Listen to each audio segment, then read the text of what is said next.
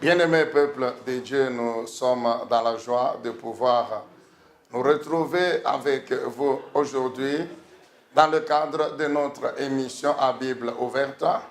Cette émission au cours de laquelle, bien sûr, nous écoutons la parole de notre Dieu, non pas comme écoute tout le monde, mais comme doivent écouter les disciples du Seigneur Jésus-Christ. Une fois de plus, nous voulons vous souhaiter une année 2019, une année heureuse, une année bénie, une année prospère, une année de grandes choses, de grandes bénédictions de la part de notre Dieu, par la puissance de son Esprit Saint. Une année au cours de laquelle toi et moi, nous allons détruire les œuvres du diable. Toi qui puisses écouter encore cette parole en ce moment, je ne sais pas où tu te trouves, mais retiens que tu es Église de Jésus-Christ, membre de cette Église, et que tu as reçu la mission de pouvoir détruire les œuvres du diable et planter la gloire de notre Dieu. Sans plus tarder, nous voulons avant tout prier le Seigneur. Père céleste, Dieu tout-puissant, dans le nom glorieux et puissant de Jésus-Christ, notre Seigneur et notre Sauveur, nous bénissons ton nom ce matin encore. Nous te louons, te glorifions pour la puissance infinie de ton amour, de ta grâce. Nous bénissons ton nom ce matin encore, nous te louons, nous te glorifions pour l'œuvre de ta puissance dans ton Église, dans nos vies, dans nos familles. Merci, Dieu Tout-Puissant, notre Père, pour cette grâce de vivre encore aujourd'hui, de vivre encore cette année 2019 et de pouvoir te servir. Nous nous recommandons à toi pour ce temps où tu veux nous parler. D'une part, que nous soyons un instrument efficace dans tes mains pour la bénédiction de ton peuple, d'autre part, que tu nous rendes capables, toujours par ton onction, de pouvoir écouter ta parole, de pouvoir comprendre encore aujourd'hui ce que tu veux nous dire dans ta parole, afin de pouvoir, oui, Père, agir en conséquence. Nous prions dans le nom de Jésus, notre Seigneur et Sauveur. Nous disons Amen. Oui, bien-aimés dans le Seigneur, nous disons donc tout à l'heure dans la prière. Et avant la prière, que cette année, notre Dieu nous a convaincus de pouvoir prier, de pouvoir écouter sa parole autour de cette pensée simple, claire et précise, c'est-à-dire détruire les œuvres du diable et planter la gloire de notre Dieu. Détruire les œuvres du diable et planter la gloire de notre Dieu. Nous confirmons donc que cette année, c'est la pensée que notre Dieu nous a donnée.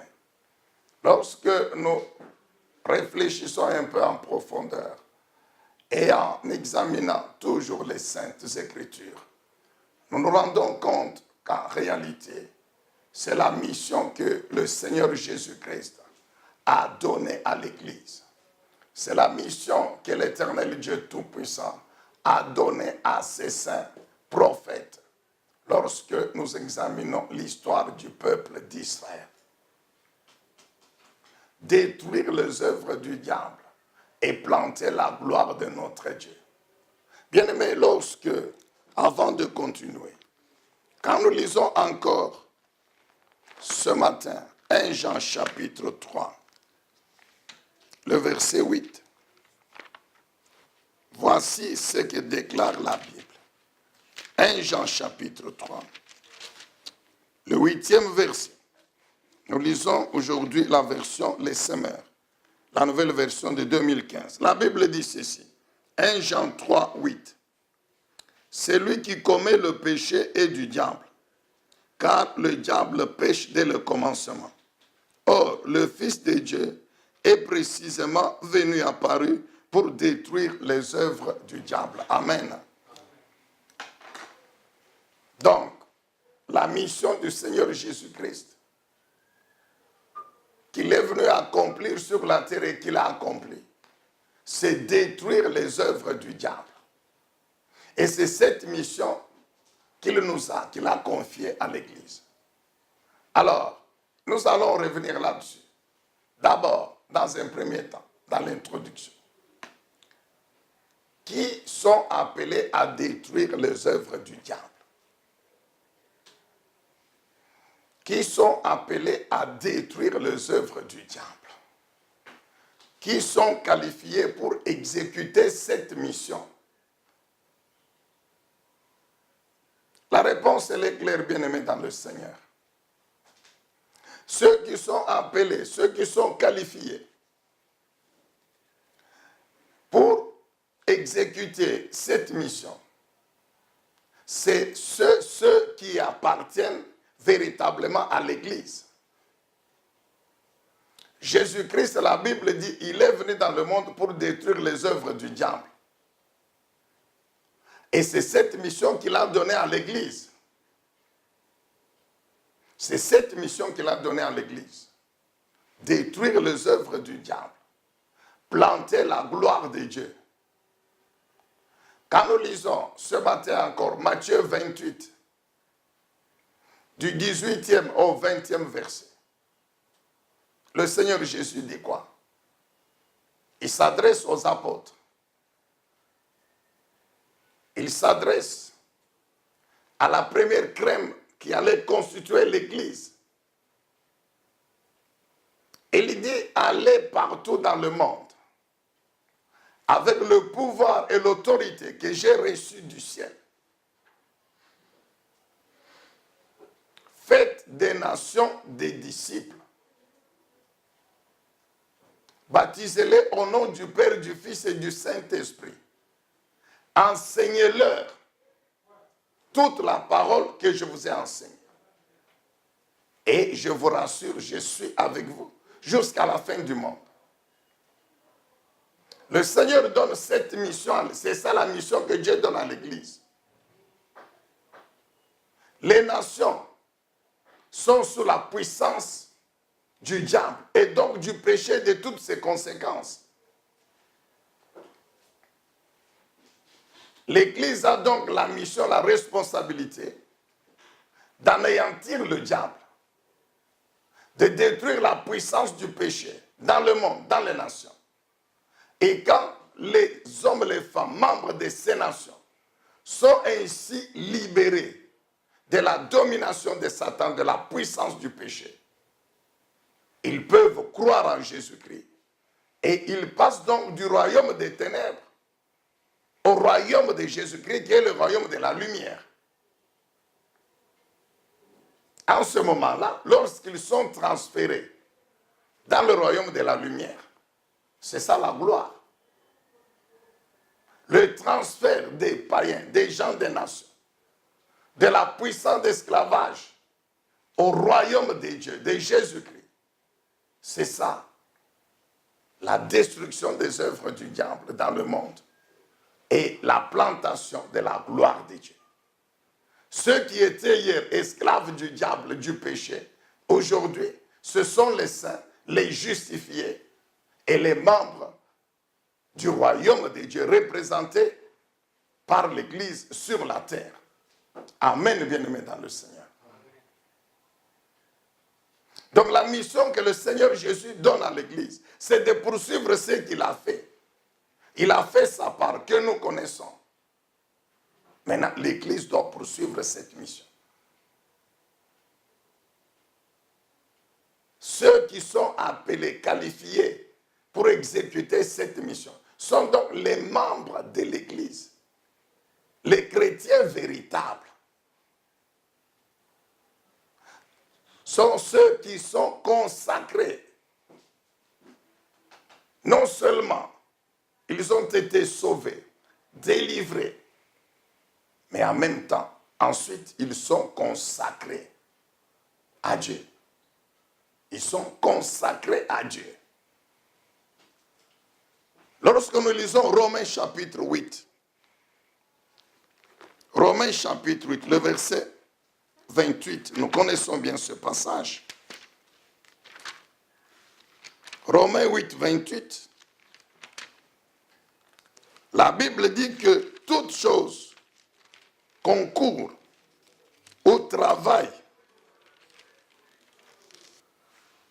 Nous savons du reste en outre que Dieu fait concourir toutes choses au bien de ceux qui l'aiment, de ceux qui ont été appelés conformément au plan divin. En effet, ceux que Dieu a connus d'avance, il les a aussi destinés d'avance à devenir conformes à l'image de son Fils, afin que celui-ci soit l'aîné de nombreux frères et sœurs. Ceux qu'il a ainsi destinés, il les a appelés à lui. Et ceux qu'il a ainsi appelés, il les a aussi déclarés justes. Et ceux qu'il a déclarés justes, il leur a aussi donné sa gloire. Amen.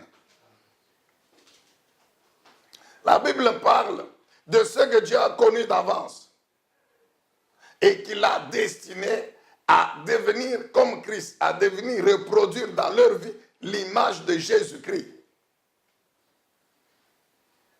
Nous avons déjà parlé sur cette destination. Ça ne veut pas dire que Dieu est injuste, qu'il a créé des gens, qu'il lui-même a destinés à l'enfer, et d'autres il a destinés au salut. Non. Dieu n'est pas partial, Dieu n'est pas injuste, Dieu est juste. Seulement en tant que Dieu, il sait que tel homme croira en Jésus-Christ, croira en moi, et tel autre ne croira pas. Dieu sait, Dieu connaît la vie de tout homme avant que cet homme vienne dans le monde. Vous n'avez qu'à lire Jérémie chapitre 1er, vous n'avez qu'à lire Daniel, le psaume chapitre 139 concernant David. Vous connaissez l'histoire de Cyrus, du roi Joas, etc. Vous connaissez ce que dit la Bible là-dessus. Dieu connaît la vie de tout homme, il est le Tout-Puissant. Et Dieu sait que telle personne finira par croire à moi, croire en Jésus-Christ. Mais que tel autre, même si on lui prêche comment, ne croira jamais. C'est ça la destination de Dieu. Dieu connaît la vie de tout homme. Alors c'est pourquoi la Bible dit, ceux-là que Dieu a connus, que Dieu connaît d'avance, qu'ils croiront en lui, quand le temps arrive, qu'est-ce que Dieu fait? Dieu les appelle. C'est la situation pour toi et moi qui avons cru en Jésus-Christ. Il y a un jour que Dieu nous a appelés à la foi et nous avons répondu à l'appel et nous avons cru en Jésus-Christ. Dieu les a appelés. Ce sont ceux que Dieu a appelés, qu'il a justifiés, qu'il a déclarés justes. Ceux qu'il a glorifiés, auxquels il a donné sa gloire. Ce sont ces personnes qui sont qualifiées, parce que ce sont ces personnes qui sont devenues membres du royaume de Dieu. Et étant devenus membres du royaume de Dieu, étant dans le royaume, l'œuvre de la consécration se poursuit. Parce qu'étant devenus membres du royaume de Dieu, fils et filles du Dieu Tout-Puissant, leur vie doit lui être consacrée. C'est pourquoi nous disons que ceux qui sont appelés à exécuter cette mission, cette année encore 2019, ce sont ces hommes, ces femmes qui ont accepté, qui ont cru en Jésus-Christ, que Jésus a appelé, sur lesquels il a imputé sa justice, et qui ont pris la décision de consacrer désormais leur vie à Dieu. C'est pourquoi nous disons, ce sont les consacrés, ceux qui sont consacrés à Dieu. Ce sont ceux-là qui sont qualifiés pour pouvoir exécuter cette mission de détruire les œuvres du diable et de planter la gloire de Dieu. Est-ce qu'on peut dire Amen? Amen. Alors, parlons un peu sur la consécration. Quand on parle de la consécration à Dieu, ça veut dire quoi? Dans la consécration, il y a 3 choses importantes. Ceux qui sont consacrés à Dieu sont ceux qui acceptent que leur vie soit purifiée tous les jours. Par quoi? Par la parole de Dieu. Leur vie tous les jours purifiée par la parole de Dieu. Deuxièmement, ceux qui sont consacrés à Dieu sont ceux qui tous les jours se sanctifient. Se sanctifier, c'est se mettre à part. Un saint, c'est cet homme qui vit dans le monde, mais que Dieu a mis à part. Et cette mise à part est opérée toujours par la parole de Dieu. Troisièmement, ceux qui sont consacrés à Dieu sont ceux qui, toute leur vie, c'est au service du Seigneur. Toute leur vie, au service de Dieu. Amen, bien-aimés dans le Seigneur. Parlant de la purification, si nous allons dans Jean chapitre 15, l'évangile de l'apôtre Jean, au chapitre 15, et que nous lisons le 3e verset. On peut commencer par le premier verset. Jean 15, premier. Moi, je suis le vrai cep ou le vrai plant de vigne, et mon père est le vigneron. Tous les sarments à moi qui ne portent pas de fruits, il les coupe. Et tous ceux qui en portent, il les purifie, afin qu'ils produisent un fruit encore plus abondant. Vous aussi, vous avez déjà été purifiés grâce à la parole que je vous ai enseignée. Amen. C'est le Seigneur Jésus qui parle. Il dit qu'il est le vrai cep, ou le vrai plant de la vie, le Père le vigneron. Mais que les sarments ici, c'est nous les chrétiens. Sarment, ça veut dire branche. Et le Seigneur Jésus dit ici quoi?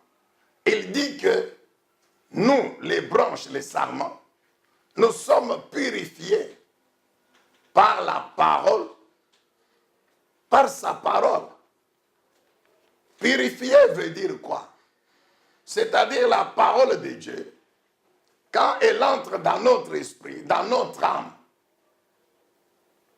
elle enlève toutes les souillures qu'il y avait.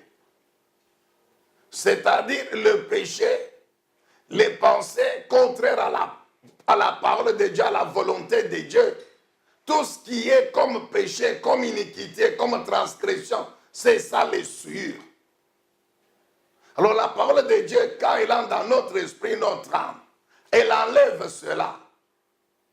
Rappelez-vous de cet exemple que nous avons déjà donné un jour. Un païen, l'ivrognerie pour un païen est normal. Donc dans sa tête, dans son âme, dans son esprit, lorsqu'il est devant un verre de bière, un verre d'alcool, de n'importe quelle boisson alcoolisée, pour lui c'est une boisson. Pour lui, dans son esprit, il ne se reproche de rien. Pour lui, c'est normal. Même s'il devient ivre, c'est normal.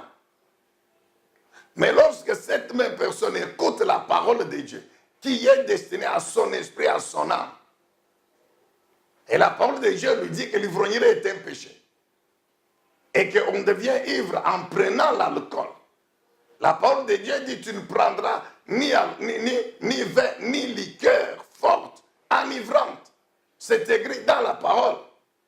Alors, en ce moment-là, la même personne arrive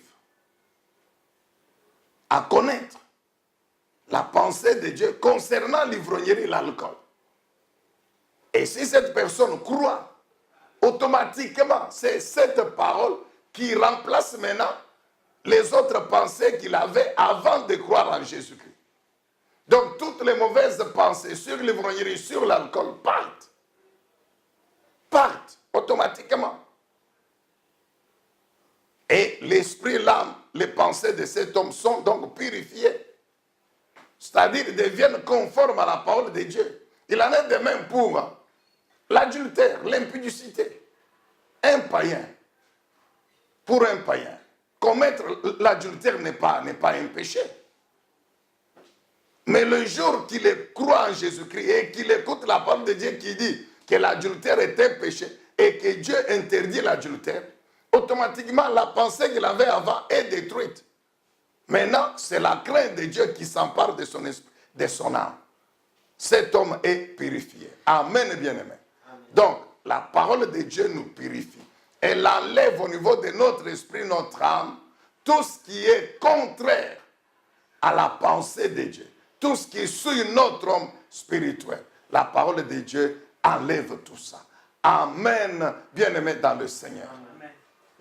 Si nous allons dans Ézéchiel 37, Ézéchiel chapitre 36, s'il vous plaît. Lisons le livre du prophète Ézéchiel, chapitre 36, le verset 25. Il s'agit là également de la purification qui est opérée par la parole de Dieu et par l'Esprit de Dieu, car comme nous le savons, là où il y a la parole de Dieu, il y a l'Esprit de Dieu, le Saint-Esprit. Ézéchiel 36, verset 25. Voici ce que l'Éternel Dieu dit, déclare. Je répandrai sur vous une eau pure, afin que vous deveniez purs. Je vous purifierai de toutes vos souillures et de toutes vos idoles. Amen. Je vous purifierai. C'est-à-dire, par ma parole, je vais enlever dans votre esprit, votre âme, dans les pensées de votre âme, tout ce qui est contraire, tout ce qui est comme péché, tout ce qui est contraire à ma volonté, à ma parole. Je vais enlever tout ça par ma parole. Et vous serez ainsi purifiés. Je vous donnerai un cœur nouveau. Et je mettrai en vous un esprit nouveau. J'enlèverai de votre être, votre cœur de pierre, et je vous donnerai un cœur de chair. Je mettrai en vous mon propre esprit, et je ferai de vous des gens qui vivent. Comprenez bien? Je ferai de vous des gens qui vivent selon mes lois et qui obéissent à mes commandements pour les appliquer. Amen. Donc la purification par la parole de Dieu et par le Saint-Esprit a pour objectif de faire de nous des gens qui vivent selon la parole de Dieu. Alléluia. Et je ferai de vous, dit Dieu, des gens qui obéissent à mes lois, qui obéissent à ma parole, qui vivent selon mes paroles. C'est ça la purification. Alors nous avons dit que dans la consécration, il y a la purification, mais il y a aussi la sanctification. Les deux vont ensemble. Quelqu'un, quand la parole de Dieu nous purifie, en même temps, elle nous met à part. C'est-à-dire, elle nous aide à vivre, non pas comme les gens du monde, mais elle nous aide à vivre comme maintenant les enfants de Dieu. Amen. Un enfant de Dieu, c'est celui dont la vie est purifiée tous les jours par la parole de Dieu. Et comme il conforme cette vie à cette parole, désormais il ne vit pas comme les gens du monde. Alléluia. Sanctifié, c'est mis à part pour vivre, non pas comme les gens du monde, mais comme Dieu nous le demande dans sa parole. Lisons quelque chose concernant la sanctification. Nous lisons Jean chapitre 17. L'évangile de Jean chapitre 17. Voici ce que déclare le Seigneur Jésus. Jean 17, verset 17. Jean 17, 17. Sanctifie-les par la vérité. Ta parole est la vérité. Comme tu m'as envoyé dans le monde, moi aussi je les y envoie. Et je me sanctifie moi-même à toi pour eux, pour qu'ils soient à leur tour consacrés à toi par la vérité. Et dans certaines versions, là où il est question de sanctifier, vous trouverez directement consacre-les. Amen. Donc là où il y a la consécration, il y a la sanctification. Amen. Il y a la purification. Personne ne peut dire qu'il est consacré à Dieu s'il n'accepte pas que la parole de Dieu le purifie s'il n'accepte pas de vivre dans la sanctification. Sanctifie-les par ta parole.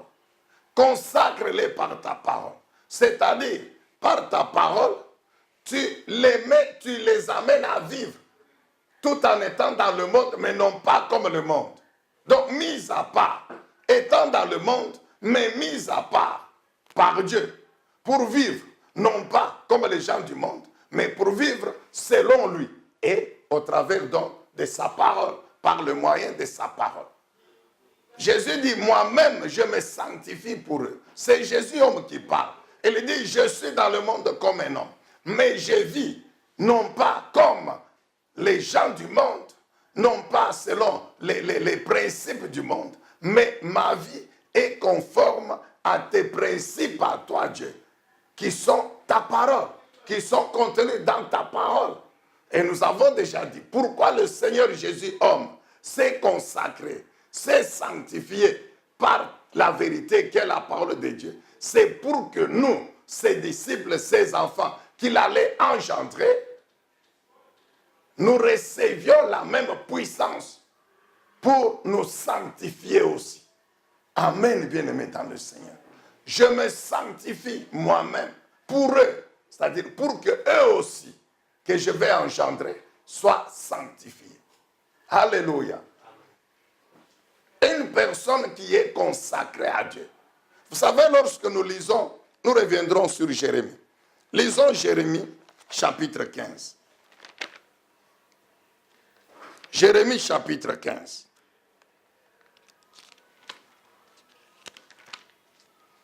Jérémie 15, nous lisons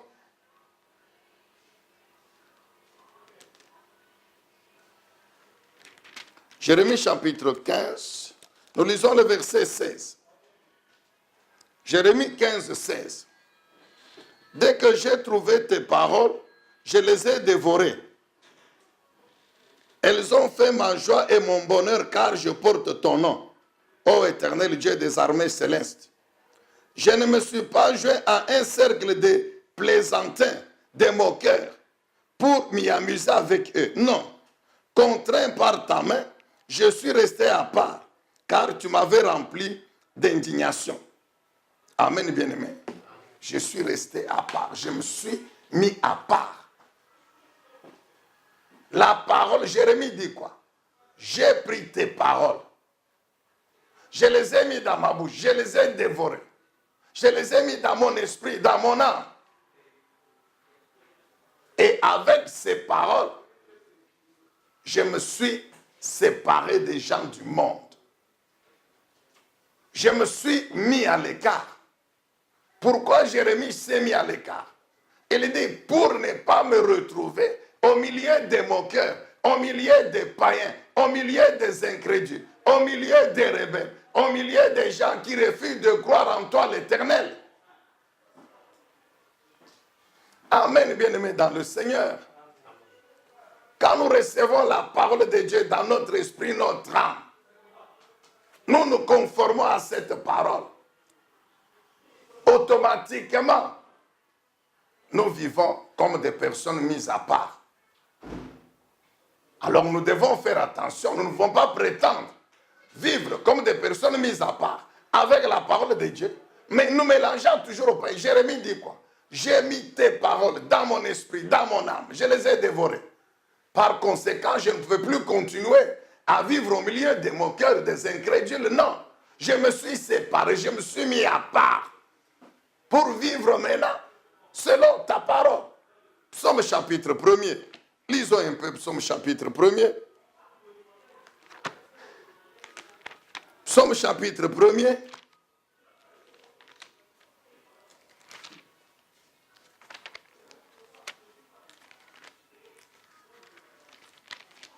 Psaume chapitre 1er, le verset 1. Écoutons encore ce que dit la parole du Seigneur. Heureux l'homme qui ne marche pas selon les conseils des méchants, qui ne va pas se tenir sur le chemin des pécheurs, qui ne s'assit pas à la compagnie de ces gens qui se moquent de Dieu. Amen. Amen. Quel est cet homme qui ne marche pas selon les conseils des méchants? Ce sont les païens, les incrédules, qui ne s'arrêtent pas sur le chemin des pécheurs, qui ne s'assient pas en compagnie de ceux qui se moquent de Dieu. Mais c'est le chrétien. C'est le chrétien. Et le chrétien, c'est qui? Mais c'est cet homme que Dieu a appelé. C'est cet homme que Dieu a déclaré juste. C'est cet homme que Dieu a glorifié. C'est cet homme que Dieu a consacré. Amen, bien-aimé. C'est cet homme à qui Dieu a donné sa parole. À qui Dieu donne sa parole tous les jours. Tu ne peux pas, mon frère, te dire chrétien véritable si ta vie, c'est comme celle des pécheurs. Ce sont les pécheurs, les ivrognes, les impudiques, les adultères qui sont tes amis. Ce n'est pas possible, mon frère. Non, non, ce n'est pas possible. Paul dit quoi aux Corinthiens? Que les mauvaises compagnies corrompent les bonnes mœurs. Si tu marches avec les voleurs, tu finiras aussi par voler. Si tu marches, tu t'assois avec ceux qui se moquent avec Dieu, tu finiras par faire la même chose. Si tes amis sont les adultères, les impudiques, les ivrognes, tu finiras, mon frère. C'est pourquoi la Bible dit, séparez-vous de ces gens. 2 Corinthiens chapitre 6, verset 14 et la suite. Note bien, 2 Corinthiens 6, 14 et la suite. Qu'est-ce que Dieu dit à ses enfants? Dieu dit à ses enfants que vous êtes la lumière. Et vous ne pouvez pas marcher avec les ténèbres. Il n'y a pas de communion, il n'y a pas de compagnie entre la lumière et les ténèbres. Vous êtes de Christ et non de Satan. Il n'y a pas de communion, d'amitié, de communion entre Christ et Satan. Vous êtes le temple de Dieu. Mais comment vous pouvez vous retrouver avec les idolâtres? Vous êtes mon peuple et moi je suis votre Dieu. Alors séparez-vous du monde, dit Dieu. Amen, mon frère. Séparez-vous. Ceux qui sont consacrés à Dieu sont ceux qui sont séparés du monde. Nous vivons dans le monde, mais spirituellement nous sommes séparés du monde. C'est-à-dire nous ne vivons pas comme le monde. Nous vivons selon notre Dieu, attendant qu'il vienne nous prendre au jour qu'il a fixé lui-même. Amen, bien-aimés dans le Seigneur. On peut parler longuement sur la purification, sur la sanctification. Mais faute de temps, nous passons à la troisième chose qui caractérise la vie de consécration. C'est la vie au service de Dieu. Ceux qui sont consacrés, leur vie est au service de Dieu. Josué dit quoi? Josué 24, verset 15. Il dit aux Juifs, aux Israélites, vous pouvez faire ce que vous voulez. Choisissez ce que vous voulez. Ou vous voulez servir Dieu, ou vous voulez servir les idoles. Mais moi et ma maison, nous servirons l'Éternel. Moi et ma maison, nous servirons l'Éternel. Bien-aimé dans le Seigneur, si réellement tu as été purifié par le sang de Jésus-Christ, mais la Bible dit quoi? Hébreux 9, 14.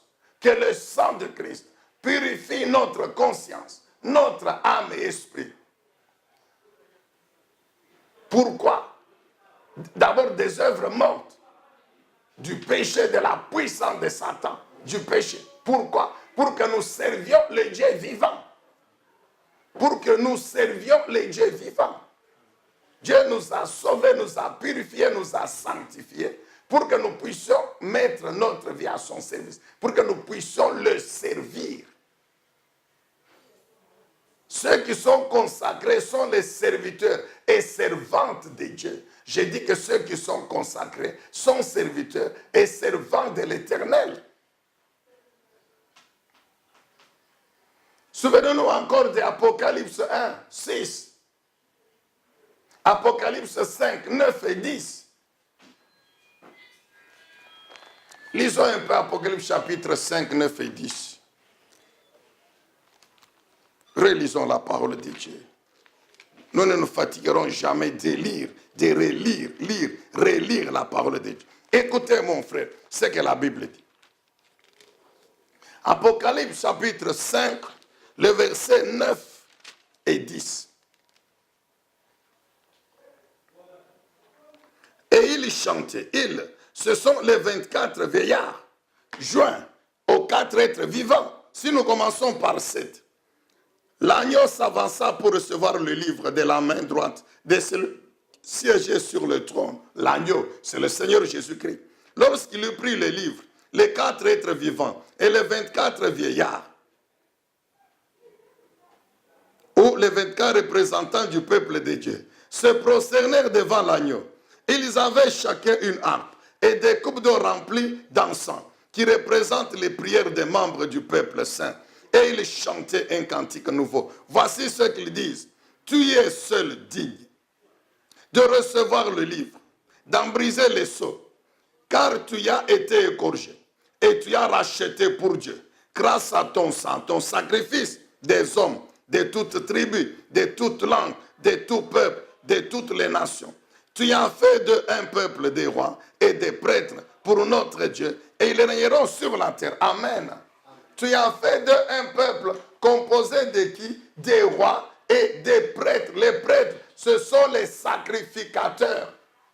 Et sacrificateurs, c'est-à-dire serviteurs de Dieu. Ceux qui sont consacrés sont serviteurs de l'Éternel.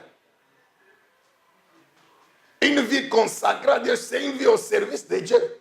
Et nous avons déjà expliqué comment tous les chrétiens de la Nouvelle Alliance sont serviteurs de Dieu, sont sacrificateurs, c'est-à-dire offrent à Dieu des sacrifices tous les jours. Quels sacrifices? Oui, ce sont les sacrifices de louange, d'adoration, d'action de grâce, sont les sacrifices. La prière est un sacrifice spirituel que nous offrons à notre Dieu. L'écoute de sa parole, comme maintenant, la méditation de la parole, la proclamation de la parole, c'est un sacrifice spirituel que nous offrons à notre Dieu. Et puis, les sacrifices de biens et d'argent, dont les dîmes et les offrandes, bien que c'est en argent, c'est matériel, mais il y a une loi qui est la parole de Dieu, qui est spirituelle. Donc ces sacrifices d'argent sont aussi soutenus par la puissance spirituelle de la parole de notre Dieu, parce qu'il relève de la loi de Dieu. Amen, bien-aimés dans le Seigneur.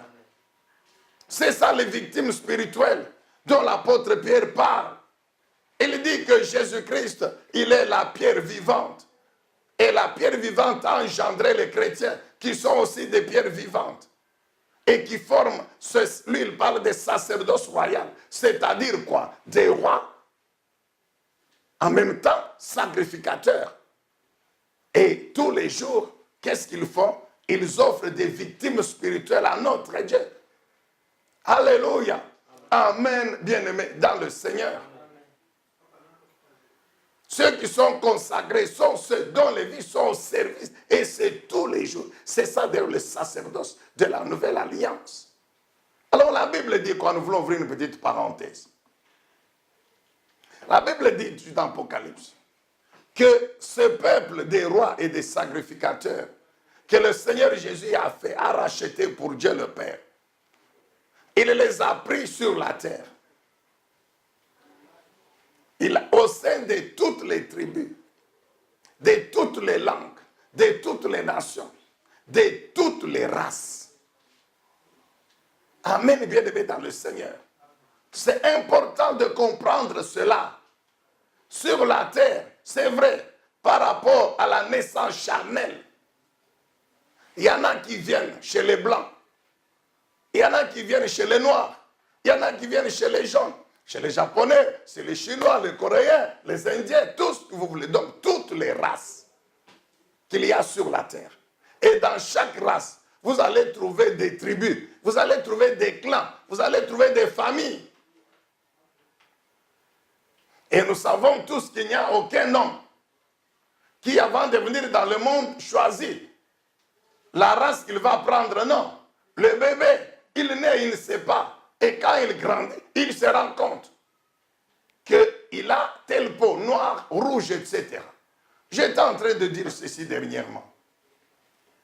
Parce que cette différence de la peau a fait qu'il y ait des problèmes au milieu des gens et qui ont comme source la haine ou comme dénominateur commun la haine. C'est ici qu'on parle du racisme ou de la haine raciale. Il y a même la haine concernant les religions. Il y a la haine dans les différentes familles, dans les différents clans, entre différentes familles, entre différents clans, entre différentes tribus. Vous trouvez la haine. Mais si ces choses doivent être dans les gens du monde, pour nous les enfants de Dieu, ça ne peut pas exister au milieu de nous. Non, ça ne peut pas exister au milieu de nous. Parce que nous n'appartenons plus à nos clans, nous n'appartenons plus à nos races, nous n'appartenons plus à nos familles, nous n'appartenons plus à nos nations, non. Nous, en tant que chrétiens, spirituellement, nous appartenons à la famille de notre Dieu. Nous appartenons au royaume de Dieu, qui est représenté sur la terre par l'Église de Jésus-Christ, qui regroupe les membres de cette famille.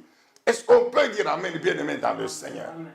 Que Dieu nous aide, chrétiens, que nous comprenions ces choses. C'est ce que notre Dieu dit dans sa parole. Jésus, il a pris les gens de toutes les tribus, les nations, les races. Ceux qui sont appelés, bien-aimés, à vivre dans le royaume de Christ. Mais ce sont les spirituels. Après tout, dans le royaume de Jésus-Christ, nous n'irons pas avec le corps ici charnel. Non, nous n'irons pas avec le corps charnel. Ce corps retournera à la poussière avec sa peau, avec la couleur de sa peau. Noire, blanche, jaune, etc. Et quand la trompette va sonner, c'est avec le corps spirituel. Un nouveau corps. Lisez 1 Corinthiens chapitre 15. Le corps là avec lequel nous ressusciterons, il n'aura rien à voir avec la race. Il n'aura rien à voir avec la tribu ou la nation. Non, bien-aimé dans le Seigneur. Je vous donne un exemple. On appelle un blanc, un noir, un jaune, un métis. Toutes les races là de la terre, on les appelle. On prend le sang et puis on les fait sortir. Et puis on fait entrer d'autres personnes pour dire montre-nous, on fait entrer un noir. Et on lui dit montre-nous ici le sang du noir. On appelle les blancs, montre-nous le sang du blanc. On appelle les jaunes, montre-nous le sang du jaune. Est-ce qu'ils vont le faire? Non. Pourquoi? Parce que le sang humain, il est le même, il a la même couleur. Amen, bien-aimé. Le sang du noir n'est pas noir. Le sang du blanc n'est pas blanc. Le sang du jaune n'est pas jaune. Ça peut nous faire comprendre, mon frère. C'est pourquoi le Seigneur Jésus, le Créateur, qui sait que s'il y a des différences dans les races, c'est tout simplement à cause des conditions physiques dans lesquelles les hommes ont vécu sur la terre et qui ont influencé la couleur de leur peau. Il sait que la vie de l'homme, elle est par le sang et que le sang humain a la même couleur. Ensuite, bien-aimé, l'esprit humain a quelle est la couleur de la peau de l'esprit humain? L'esprit humain n'a pas de peau. L'esprit humain, personne ne connaît la couleur de la peau de l'esprit de l'homme. Écoute, mon frère. La Bible dit quoi dans Genèse? Dieu dit, créons l'homme à notre image. Amen. Créons l'homme à notre image selon notre ressemblance. Dieu, il est esprit, n'est-ce pas? Et cette partie, cet homme que Dieu a créé à son image, il est esprit, oui ou non? Oui. Maintenant, tu peux nous dire la couleur de la peau de Dieu? Dieu, il est esprit. Tu peux nous dire quelle couleur il a? Qui a déjà vu Dieu pour nous dire que Dieu, il est rouge, il est blanc, il est jaune, il est noir? De même, l'esprit de l'homme qu'il a créé n'a pas de couleur, n'a pas de race. C'est pourquoi quand Jésus vient, c'est Amen, bien-aimé. Jésus, il est Dieu. C'est ainsi que les gens qu'il va racheter, bien, la rédemption concerne l'homme spirituel, mon frère. Le corps retournera à la poussière. Et quand la trompette sonne, il ressuscite avec un corps qui n'a rien à voir avec le corps ici, que nous avons sur la terre. Nous le savons, la Bible le dit. Amen, bien-aimé. Donc, ce sont ces hommes, ces femmes qui sont consacrés à Dieu. qui sont qualifiés pour exécuter la mission. Alléluia. Est-ce qu'on peut dire d'abord Amen et acclamer le Seigneur? Exécuter quelle mission? Celle de détruire les œuvres du diable et de planter la gloire de Dieu. Alors maintenant, les œuvres du diable sont lesquelles? Les œuvres du diable sont lesquelles? Revenons à 1 Jean, chapitre 3. C'est juste tourner quelques pages en arrière. Nous étions dans Apocalypse, souviens-toi. Alors, 1 Jean, chapitre 3, le verset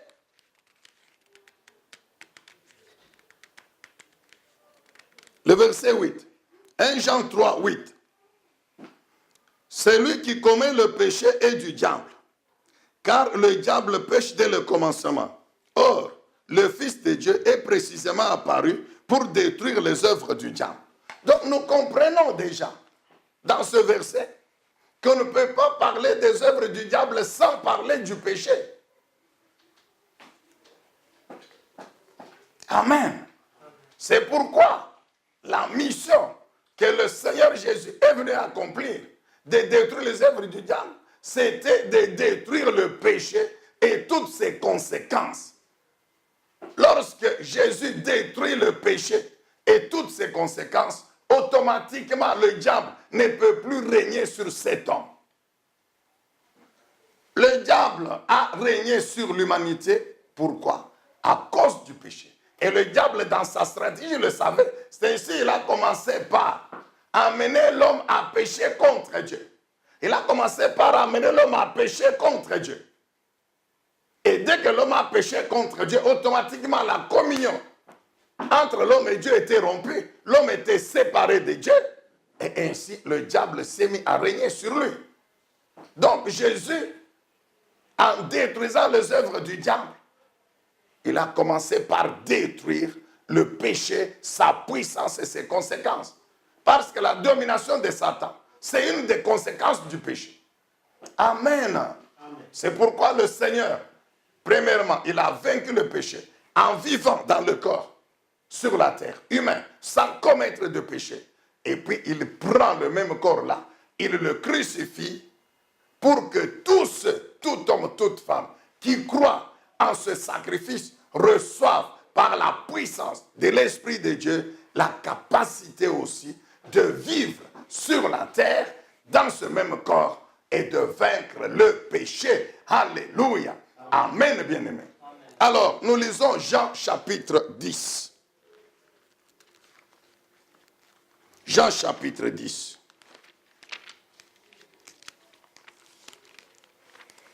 Jean chapitre 10.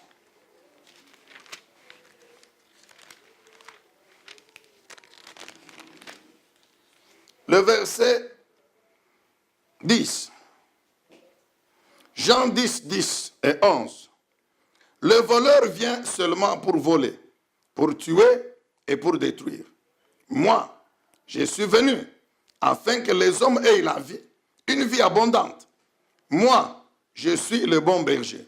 Le bon berger donne sa vie pour ses brebis. Amen.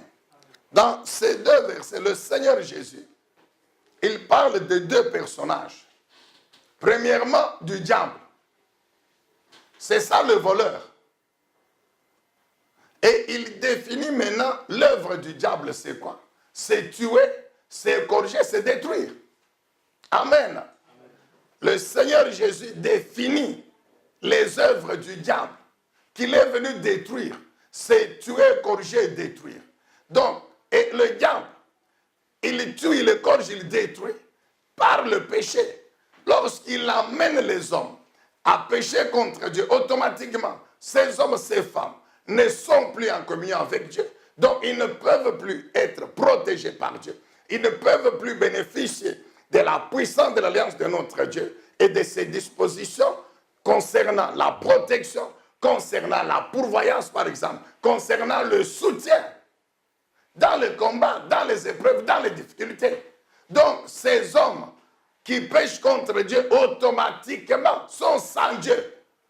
Alors, lorsqu'on est sans Dieu, on est à la merci du diable. C'est ainsi que le diable peut maintenant tuer, il peut corriger, il peut détruire. Je reprends pour que vous compreniez très bien. Quelle est la stratégie du diable? La stratégie du diable, c'est amener l'homme à pécher contre Dieu. Une fois que l'homme pêche contre Dieu, cet homme n'a pas Dieu. Il ne bénéficie pas de la présence de Dieu. Par conséquent, il ne peut pas être protégé par Dieu. Il ne peut pas être soutenu par Dieu. Il ne peut pas bénéficier du soutien, de la bénédiction de Dieu. Amen. De la puissance, de la présence de Dieu. Ça, c'est l'œuvre du diable. Et ainsi, le diable peut maintenant faire de cet homme ce qu'il veut. Il peut le tuer, il peut le détruire comme il veut. Amen, bien-aimé, dans le Seigneur. Amen. Un. De deux, le deuxième personnage, c'est lui-même. Il dit, mais moi, je suis le bon berger. Et il dit que je suis venu dans le monde pour donner ma vie, afin que mes brebis aient cette vie et qu'ils la vivent en abondance. Jésus-Christ, homme, et puis fils de Dieu, il vit dans le monde comme un homme tout en étant Dieu. Et nous savons ce qui a caractérisé sa vie. C'est la consécration à Dieu. C'est la sanctification. Il dit, moi-même, je me sanctifie. C'est la crainte de Dieu. Et à cause de cela, la manifestation de la puissance du Saint-Esprit a été maximale dans sa vie. Toute la vie de Jésus consacrée à Dieu. Au service de Dieu. La Bible dit, il allait des lieux en lieu, des villes en ville, des villages en village, prêchant la parole, prêchant la bonne nouvelle, enseignant la parole dans les synagogues, dans le temple, guérissant toute maladie, toute infirmité. Amen, bien-aimé. Toute la vie de Jésus consacrée au service de Dieu.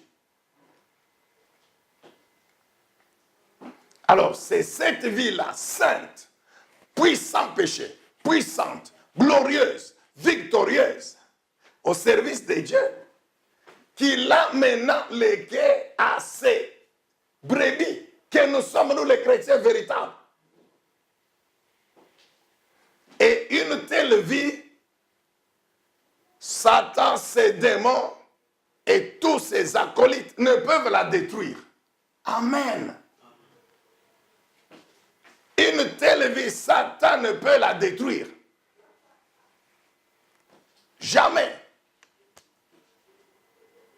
Et ce sont ces personnes, amen, qui sont donc qualifiées. Car là où il y a la sanctification, la consécration, il y a la puissance de Dieu, de l'Esprit de Dieu. Et c'est cette puissance. C'est ce qui permet de déboucher sur le troisième point que nous avons préparé pour aujourd'hui. Avec quelle arme détruire les œuvres du diable? Souvenons-nous, détruire les œuvres du diable et planter la gloire de Dieu. Premier point, qui sont qualifiés pour détruire les œuvres du diable? Ceux qui sont appelés consacrés à Dieu. Deux, quelles sont les œuvres du diable? C'est tuer, égorger, détruire. Bien sûr, sans oublier le péché. Et troisièmement, avec quelle arme détruire les œuvres du diable? Jérémie chapitre 1er. Jérémie chapitre 1er. Nous lisons le verset 9. Jérémie 1, 9. Alors l'Éternel tendit la main et me toucha la bouche. Et il me dit, tu vois, je mets mes paroles dans ta bouche. Sache que je te confie aujourd'hui une mission envers les peuples et les royaumes. Quelle mission? Celle d'arracher et de renverser, celle de ruiner et de détruire, la mission de construire et de planter. Nous avons déjà dit, concernant la mission, qu'il y a donc deux choses. Arracher, ruiner, renverser, détruire, ça concerne les œuvres du diable. Dans ce peuple, dans ce royaume, dans le monde. Maintenant, construire et planter concerne la gloire de Dieu. Lorsque les œuvres du diable sont détruites, la même puissance qui détruit ses œuvres, elle plante automatiquement la gloire de Dieu. Lorsque le péché est détruit dans la vie d'un homme, automatiquement, c'est la sanctification qui est plantée. Et la sanctification, c'est ça la manifestation de la gloire de notre Dieu. Jérémie chapitre 5, le verset 14. Jérémie 5, 14. C'est pourquoi ainsi parle le Seigneur des armées célestes. Puisque vous proférez de tels propos, c'est-à-dire puisque vous continuez à pécher contre moi, je vais faire de mes paroles comme un feu dans ta bouche. Amen. Et ce peuple qui vit dans le péché sera le bois que le feu va consumer. Jérémie 23, 29. Écoutez ce que l'Éternel ajoute. Jérémie chapitre 23, verset 29. La Bible dit ceci. Ma parole n'est-elle pas pareille au feu? Demande l'Éternel. N'est-elle pas comme un marteau qui brise le roc? Amen. Donc Dieu dit à Jérémie que pour accomplir cette mission, je te donne une arme redoutable. Cette arme, ce sont mes paroles que je mets dans ta bouche. Nous avons déjà expliqué. Pour que la parole de Dieu arrive dans la bouche de quelqu'un, elle commence par son esprit, son âme. Quand cette parole est dans l'esprit et l'âme de la personne, maintenant la personne peut ouvrir la bouche. Amen, bien-aimé. La personne peut ouvrir la bouche pour déclarer cette parole. Quand Dieu dit « je mets mes paroles dans ta bouche », Dieu ne veut pas dire « je mets mes paroles dans ta bouche et puis mange-la comme le foufou ou le riz ». Non. Je mets mes paroles dans ton esprit, dans ton âme, et tu ouvres maintenant ta bouche pour proclamer cette parole. Quand tu vas la proclamer, elle sera un feu qui va consumer ce peuple qui vit dans le péché, qui est rebelle. Amen, bien-aimé dans le Seigneur. L'arme pour détruire les œuvres du diable, le péché et les œuvres et actions des puissants des ténèbres, de Satan, de ces démons, des sorciers, n'est rien d'autre que la parole de Dieu. Dieu dit que cette parole, c'est un feu, cette parole, c'est un marteau pour briser le roc. Le roc, c'est quoi? Le roc, ce sont les forteresses démoniaques sataniques. Pour les détruire, pour les vaincre dans la vie des hommes, il n'y a que la parole de Dieu. Bien-aimés dans le Seigneur, nous pouvons prier, nous pouvons pleurer, nous pouvons chanter, nous pouvons sauter, coucher par terre. Je vous dis que jusque-là, le diable n'est pas intimidé, n'est pas inquiété. Il n'y a que la parole de Dieu. C'est pourquoi on nous exhorte tous les jours que nos prières soient soutenues par la parole de Dieu, la proclamation de la parole de Dieu. Souvenons-nous de Matthieu 16, 17, 18. Qu'est-ce que le Seigneur Jésus dit à Pierre? Il dit, je te donne quoi? Les clés du royaume. C'est-à-dire le pouvoir, la puissance. De faire quoi? Ce que tu interdis ou lis sur la terre, l'est au ciel. Ce que tu autorises sur la terre, autorisé au ciel. Amen, bien-aimé dans le Seigneur. Je te donne les clés du royaume. Je te donne le pouvoir, l'autorité, la puissance. Par quoi? Mais par la parole. Ce que tu vas interdire, nous interdisons comment? En parlant, non? En proclamant, non? Nous autorisons, nous libérons comment? C'est en parlant, en proclamant. Dieu dit à Jérémie, mes paroles dans ta bouche, pour que tu les proclames. Quand tu les proclames, il y a des choses que tu détruis en Israël et il y a des choses que tu libères. Tu détruis les œuvres du diable. Tu interdis les œuvres du diable, les situations qui relèvent de Satan et de son système, et tu libères. Ma volonté, c'est ça la gloire. Amen, bien-aimé. Si aujourd'hui la stérilité est l'œuvre des ténèbres, de la puissance de Satan, mais il y a une parole. C'est cette parole-là qui a la puissance de détruire la stérilité dans le corps de l'homme. Nous connaissons cette parole. Genèse 1, 28. Dieu dit, soyez féconds, et c'est la bénédiction de Dieu. Donc c'est la fécondité. Exode 23, 25. Dieu dit quoi? Dans ta maison, pas de femmes stériles. Deutéronome 7, 12 et la suite. Dieu précise, dans ta maison, ni homme, ni femme stérile, même pas de bêtes stériles.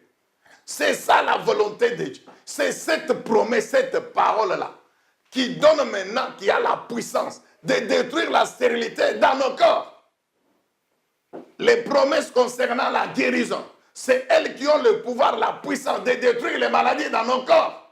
C'est pourquoi Dieu dit à Pierre, prends ma parole.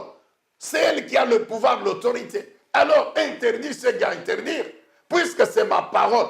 Si tu pries, tu déclares selon cette parole, le ciel sera en accord avec toi. C'est pourquoi la Bible dit, ce que tu auras lié aura été lié au ciel. Tu le lis par ma parole à moi, Dieu. Donc c'est ma volonté. Tu autorises, tu libères par ma parole à moi. Donc c'est ce que moi-même j'ai déjà établi. C'est pourquoi Jésus dit, ça sera aussi autorisé au ciel. Amen, bien-aimé dans le Seigneur. L'arme pour détruire les œuvres du diable, c'est la parole. Alors allons donc dans la parole de Dieu. Allons dans la parole de Dieu. Dans cette alliance, cherchons toutes les promesses. Le contenu des promesses, c'est ça, la volonté de Dieu. C'est ça les dispositions qui ont l'autorité et la puissance de détruire les œuvres du diable, le péché et toutes ses conséquences. Amen. Amen, bien-aimé dans le Seigneur. Est-ce qu'on peut dire encore très bien Amen? Amen. Ah, bien-aimé, toi qui as écouté encore cette parole aujourd'hui, retiens qu'en tant que membre de l'Église de Jésus-Christ, tu as la mission. C'est de détruire les œuvres du diable et de planter la gloire de Dieu. Alléluia. Amen. Et que le Saint-Esprit puisse t'aider à être dans les conditions tous les jours d'être qualifié pour le faire. C'est-à-dire ta vie consacrée à Dieu tous les jours. Et quand ta vie sera consacrée à Dieu, avec la puissance de la parole de Dieu, un feu et un marteau, tu détruiras tous les jours les œuvres du diable. Et quand tu as détruit les œuvres du diable, tu auras planté la gloire de l'Éternel Dieu Tout-Puissant. Soyez bénis une fois de plus, une année 2019, bénie, puissante, glorieuse, prospère, victorieuse. Au nom de Jésus, Amen.